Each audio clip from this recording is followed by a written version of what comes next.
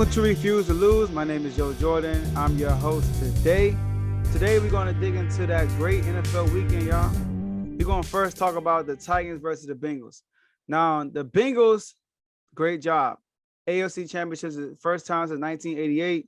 Joe Burrow doing his thing. Jamar Chase made some great plays. But let me just talk about the Titans for a second. The Titans lost that game. The Bengals won, but the Titans could have prevented that loss a lot of ways. Let's start with Ryan Tannehill, their quarterback, their leader of the football team. On the first play of the game, he throws a pick. A lot of people say, oh, that's a great play by Jesse Bates, which is true. But Ryan Tannehill made a rookie mistake. I understand the offensive coordinator want to play action in the first play because everybody's going to anticipate Henry getting the ball. I get it. But Ryan Tannehill's mind was made up who he was going to throw the ball to, no matter what was going on before that play. As soon as that play was called, he knew exactly what he was going to do. He was not going to make no adjustments.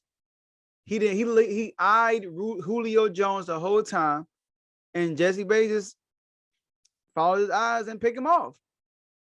So that was on Tannehill. And because of that interception, the Bengals were in position to get 3 points, which they did. Mind you, they won by 3 points. Second thing I want to talk about Ryan Tannehill. He overthrows A.J. Brown for a touchdown. That's 7 points off the board. He overthrows A.J. Brown on the drive when they had to punt the ball. That's 7 points off the board for the Titans. Then lastly, I'm going to talk about Ryan Tannehill and the offensive coordinator. This offensive coordinator far more likely. You get the ball. Derrick Henry gets a first down on the first run. You give it to Derrick Henry again, he gains about 9 or 8 yards. You give it to Foreman, he runs his career high. He had his longest run in his whole career. Get it to the red zone, and what do? Instead of keep pounding the ball, you put the ball in Tannehill hands, who mine was already made up once again. Great play by the defense. But Tannehill mind was made up. Soon he hiked the ball off. The guy blitzed the defender knew, I forgot who it was. He knew it was going to happen. And Tannehill mind was already made. He threw the ball, tip pass, interception. In the red zone. That's another 3 to 7 points taken on the board once again. So, and then the last thing about the offensive coordinator. So I blame Tannehill and the offensive coordinator for this game, and somewhat Derrick Henry. Number one, y'all told us going into this game that Derrick Henry is going to be at 100%, no limitations. Derrick Henry only ran the ball 20 times. It was a close game. He ran the ball 20 times. That's it. Tannehill threw the ball more than he ran. Why? And you throw the ball, so you get the ball back, right? The score is 16-16 with a little bit over 8 minutes left. Mind you, the Bengals won 19-16.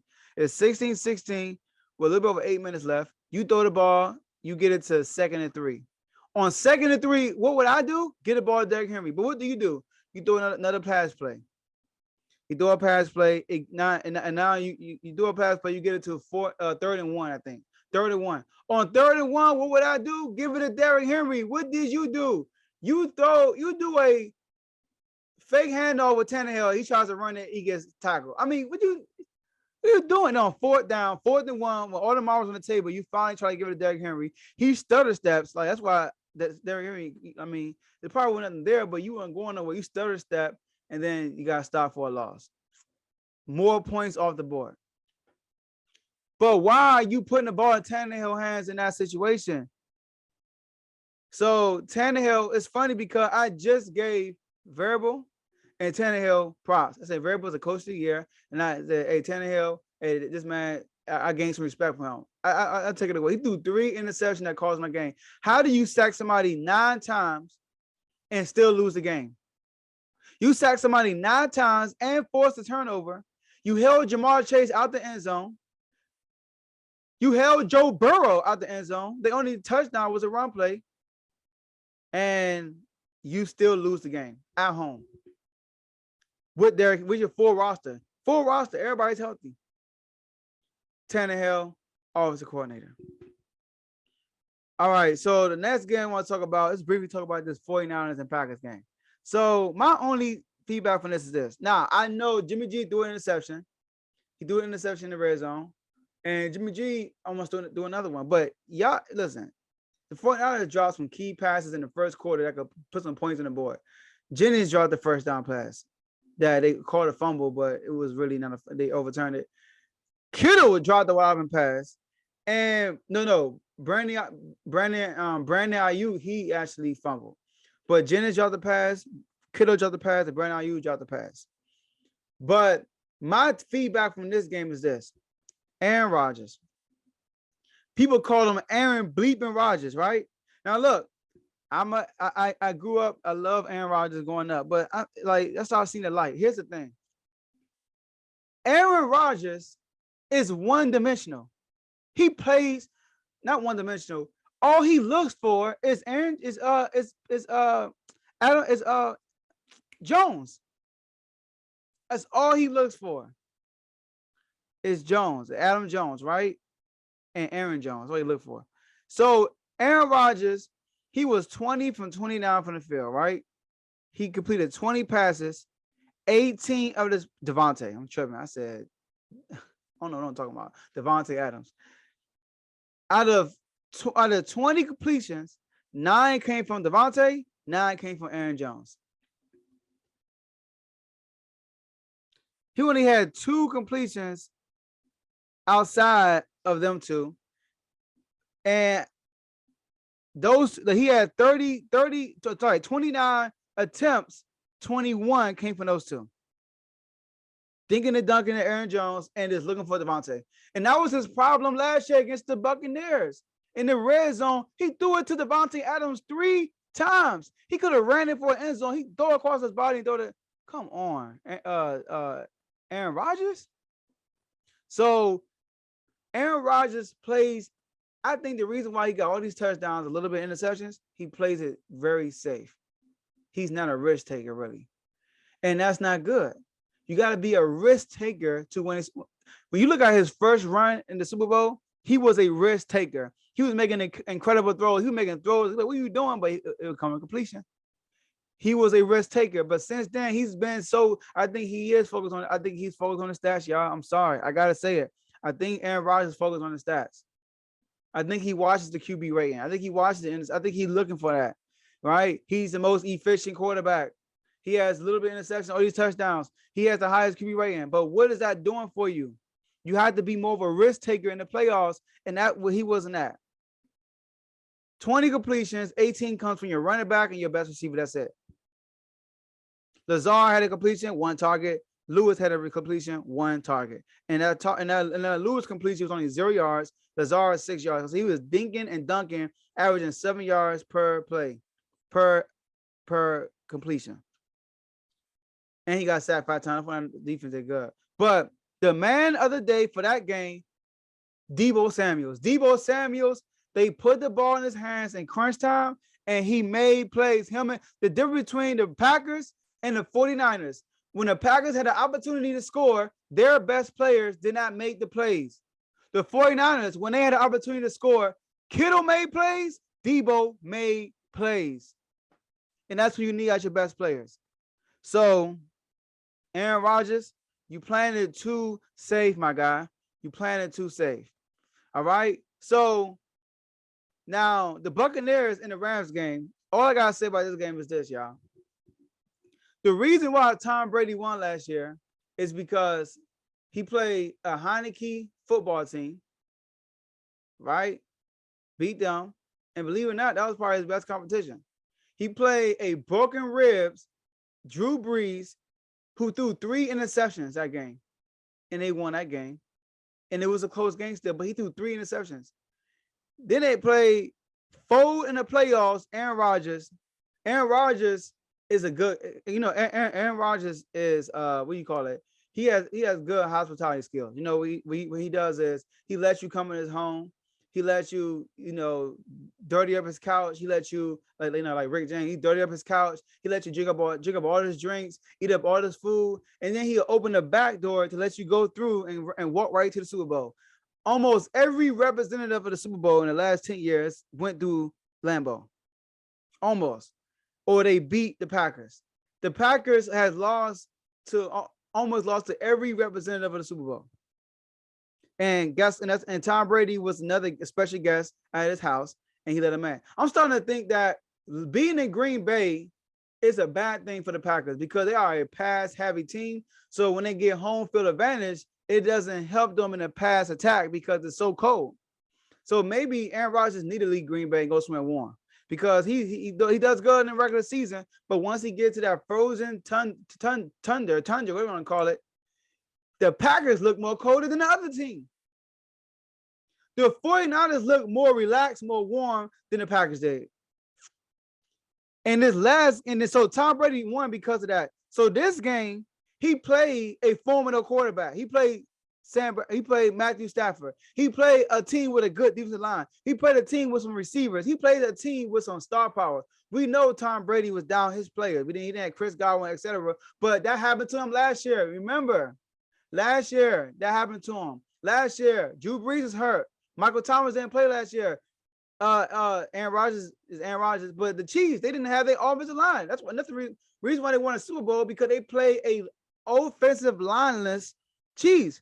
Patrick Mahomes was pressured more than any quarterback in NFL history in one game. Not Super Bowl, not playoffs.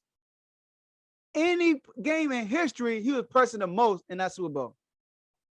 So that's why Tom Brady won. Y'all keep saying Tom Brady is better at 44. That is not true. He's not better at 44. He still have his mind. He still needs pieces around him to win. He's not as talented he was as a Patriot. That's why they couldn't win no more as a Patriot, because he needs weapons. He had one of the best receiving corps last year. And that defense turned up, but defense didn't show up against the Rams. So Tom Brady struggled. And even when they did show up, he still struggled.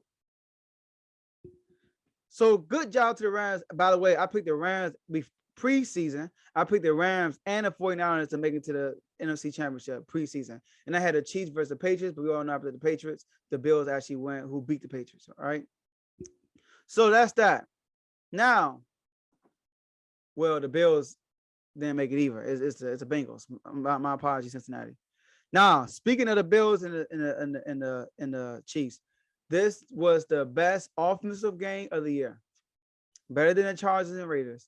Better than the Chiefs and the Chargers. Better than the Chargers in Cleveland. Chargers in all those games, right? That's funny, but they're not in the playoffs. So the Chiefs and the Buffalo Bills, Josh Allen and Patrick Mahomes brought their A game yesterday. They brought their A game. And listen, y'all need to put some respect on Josh Allen's name, right? People saying all these players better than him. Josh Allen right now is better than Dak Prescott. He's better than Lamar Jackson. He's better than those guys. All right. He's better than Justin Herbert. Right. He's better than Joe Burrow to me. Right. Josh Allen is a gamer. He's a gamer. Josh Allen loves the big moments. Josh Allen makes plays with his legs and his arm. He doesn't do too much with his legs. So, but Patrick Mahomes, he's another dog. But that team, Travis Kelce is a dog. On a weekly special, me and Carl, shout out to Carl, we both said that who's going to guard Kelce? How do you let Kelce get that pass in the fourth quarter to set up that field goal? And how, he's uncovered, and on the crucial third down, Kelce's uncovered once again in overtime. So Patrick Mahomes and Josh Allen, man, they showed off. Patrick Mahomes was 33 from 44, 378 yards, 3 TDs, 0 interceptions, QBR 96. This is a playoff game. A QBR 96, 7 carries, 69 yards, led his team in rushing with 1 TD. So he had 4 TDs. Josh Allen, 27 for 37, 329 yards, 4 TDs, 11 carries, 68 yards, 90 QBR. They both played tremendous. They both got sacked twice. But Gabriel Davis, man, 8 receptions, 201 yards, 4 TDs. That's a playoff record, by the way. 4 TDs. They said, look, that's a playoff record. You got people like Randy Moss, T.O., Jerry Rice, none of those guys, Marvin Harrison, none of those guys have done that. And Gabriel Davis did it 4 TDs, over 200 yards in a playoff game, y'all. All he needed was that 10 receptions. That would have been good. He had 8 receptions. His average yards per attempt was 25 yards. He was clutch in the fourth quarter. 2 TDs in the fourth quarter. 10 targets, 8 receptions. So, man, this was a game. This was a game, right? Stephon Diggs, he only had 3 receptions for 7 yards. They shut him down. But Davis showed up, man. That's how people keep saying that now. Stephon Diggs or bust for the Bills, man. Josh Allen showed you. He showed you that even with Stephon Diggs with a bad game, he still made play. He was almost perfect yesterday. Him and Patrick Mahomes. Man, that was such an entertaining game. But that capped off that walk-off touchdown. That just capped off to Kelsey. That capped off the greatest divisional round in NFL history. Probably the greatest weekend of NFL history. Every single game came down to the wire. Every single game did. And then by the way, back to the Rams and the Buccaneers, y'all saw why Cooper Kupp is that guy. Y'all saw why he's the guy. He fumbled. He caused him a turnover for the Bucs to come down and tie that game up.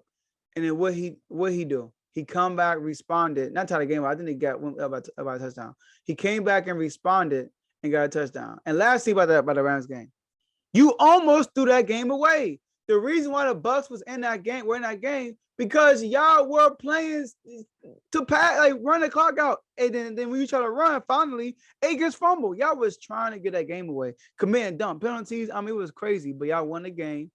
And congratulations to the Rams. Congratulations to the Chiefs. Congratulations to the Bengals. And lastly, congratulations to the 49ers. That's all I have for you guys today. And I'll see y'all next episode. Thank you for staying to the end. We really appreciate that. If you are listening to this on you or watching this on YouTube, we would like for you to like this video, subscribe to the YouTube channel, and hit the notification button so you can be notified next time we put out a video. If you're listening to this on Spotify, Apple Podcasts, iHeartRadio, Google Podcasts, etc., we would like for you to follow us on those platforms. Also, hit the notification button so you can be notified when we're out. And last but not least, no matter what platform you're listening to or you're watching it on, share it with someone you know, and they could be part of the movement also. So thank you guys for listening, and we'll see you guys next time.